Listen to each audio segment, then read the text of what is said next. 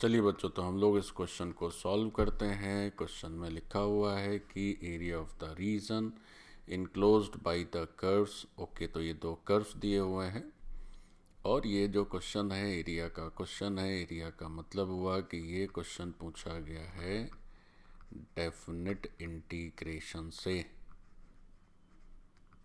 Okay, तो भाई यहाँ पर दो कर्व हैं, तो सबसे पहले तो दोनों कर्व्स लिख लिए जाएं। तो एक हम लिख रहे हैं कर्व 1 जो कि है y is equal to x minus 2 और उसका square means opening upward parabola.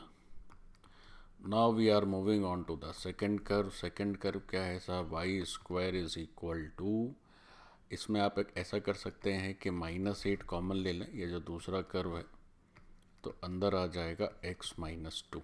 ठीक है, तो अब सबसे पहले जब हम एरिया के क्वेश्चन करते हैं तो जिन कर्व्स के बीच का एरिया पूछा जाता है सवाल में, तो हमें क्या करना चाहिए? तो हम सबसे पहले क्या करते हैं कि उन दोनों कर्व्स को प्लॉट करते हैं, तो थोड़ा सा ये पता चलता है कि कौन सा एरिया इनक्लोज्ड हो रहा है। तो अब ये प्लॉट करना कर्व्स बहुत इजी है, सिंपल पैराबोलाज हैं दो। तो let us plot these two curves. तो ये बच्चों हम लोग प्लॉट करने का प्रयास करेंगे। This is X axis, this is Y axis, this is the origin. तो पहला जो कर्व है which is opening upward parabola, सबने पढ़ा होगा। तो ये जो ओपनिंग अपवर्ड पैराबोला है ये x माइनस 2 का होल स्क्वायर है, x माइनस 2 का होल स्क्वायर है। और अगर आप x को 0 कर देते हैं तो y की वैल्यू लेता है 4। तो भाई चलो यहाँ पर हमने क्या किया कि इस कर्व को किसी और कलर से ड्रॉ कर देते हैं। So this is 2 and this is 4. So if we draw the curve like this, तो ये हमारा पहला कर्व है। अब बात होती है कि साहब दूसरे कर्व की। तो दूसरा कर्व है Y square is equal to -4ax type का है। तो इसका जो वर्टेक्स है, चूंकि x माइनस 2 लिखा है, तो वर्टेक्स जो है 2,0 पर होगा। ये एक हॉरिजॉन्टल पैराबोला है जिसका मुंह पीछे खुलेगा। अब देखिए ये दोनों कर्व, अब आपको अगर एरिया निकालना है तो आपको दोनों कर्व के बारे में पक्की जानकारी होनी चाहिए। तो ये दोनों कर्व 100% आपने अपने नोट्स में पढ़ रखे होंगे। आपका जो भी नोट्स होगा, अगर आपने ठीक से रिवीजन किया है तो ये कहीं ना कहीं, ये तो पूरा चैप्टर ही है क्वाड्रेटिक इक्वेशन, तो उसमें तो ये आता ही है। और ये पैराबोला का जो बेसिक पैराबोला है ये वही बेसिक पैराबोला है। तो अगर हम दूसरे कर्व को ड्रॉ करें तो इसका जो वर्टेक्स पड़ रहा है वो पड़ रहा है 2,0 पर। और अगर हम x को 0 रखते हैं तो वाई स्क्वायर की वैल्यू 16, यानी अच्छा, तो ये तो बहुत अच्छा हो गया भाई। ये भी 4 से ही पास कर रहा है, मतलब ये कर्व कुछ ऐसा नज़र आएगा लाइक दिस, ऐसे। So this is the second curve. ये हमारा सेकेंड कर्व ही नीचे थोड़ा सा छिप गया है, तो मैं अलग से बना देता हूँ। और ये हमारा है पॉइंट 2। ठीक है, तो ये फर्स्ट कर्व है और ये है हमारा सेकेंड कर्व। अब इनके बीच के एरिया की बात करी जाए तो इनके बीच का ये एरिया है और इस एरिया की ही हमें जानकारी देनी है, इसकी वैल्यू लिखनी है। तो अब ये बहुत इजी है बच्चों। अगर इस एरिया को हम से कैपिटल A लिखते हैं तो कैसे लिखना है इसका एरिया? पहले तो ये देखो कि ये जो दूसरा कर्व है, अगर आप y की वैल्यू लिखोगे, जैसे ये 16 माइनस 8x है, तो इस कर्व के जो ऊपर का हिस्सा है वो रिप्रेजेंट किया जाएगा y is equal to +√16 minus 8x।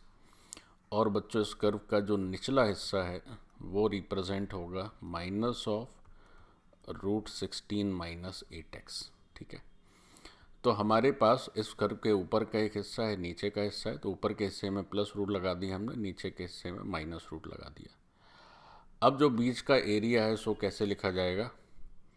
तो ऊपर वाला जो कर्व है वो ये है +√16 माइनस 8x, और जो नीचे वाला है वो फर्स्ट कर्व है जो कि पिंक कलर से ड्रॉ किया हुआ है।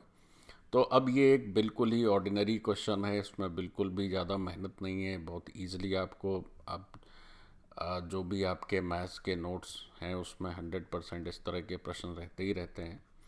तो ऊपर वाले में नीचे वाला एरिया सब्ट्रैक्ट कर देना है, नीचे वाला कर्व है x माइनस 2 का स्क्वायर।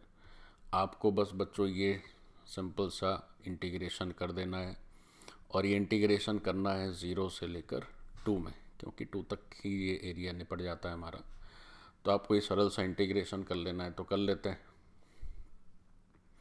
तो जब हम इंटीग्रेशन करेंगे तो जो फर्स्ट पार्ट है दैट इज 16 माइनस 8x की पावर 1/2 था, तो वो 3/2 और 3/2 हो जाएगा, और माइनस 8x और है तो उसके हिस्से का -1/8 आ जाना है। अच्छा, फिर जो सेकंड पार्ट है वो x माइनस 2 का स्क्वायर है, तो 3/3 हो जाना है। और फिर हम जब लिमिट सप्लाई करेंगे तो लिमिट सप्लाई होंगी 0 से लेकर 2 में। अब देखो क्या है कि जो अपर लिमिट 2 जब रखोगे तो वो आप इस हिस्से में रखें तो ये 8 इंटू 2, तो ये 16 माइनस 16 0, और यहाँ रखोगे तो भी ये 0 ही आ जाएगा। तो ये तो 0 ही आना है अपर लिमिट पर, दोनों पार्ट। अब रही बात लोअर लिमिट की, जो x की वैल्यू 0 है। तो जब आप यहाँ रखोगे तो जब आप x को 0 रखते हो तो 16 माइनस 1/8 है बच्चों, ये 2 ऊपर चला जाएगा, तो ये माइनस का कितना हो जाएगा 1/12।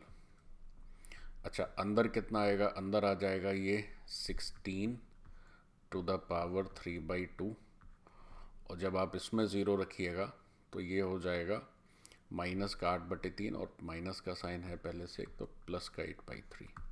तो ये जो वैल्यू है वो 0 पर है, और ये जो वैल्यू है वो x इक्वल टू 2 पर है। अब हमें क्या करना है, इसको सॉल्व कर लेना है सिंपली। तो सॉल्व करेंगे तो ये क्या दिखेगा, तो देखो भाई ये क्या दिखेगा,